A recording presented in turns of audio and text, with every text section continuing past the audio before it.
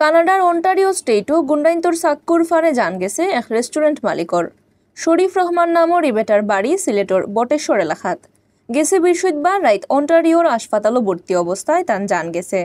শরীফ রহমান অন্টারিওর Owen Sound টাউনর the Curry House নামর এক রেস্টুরেন্টের মালিক আসলা।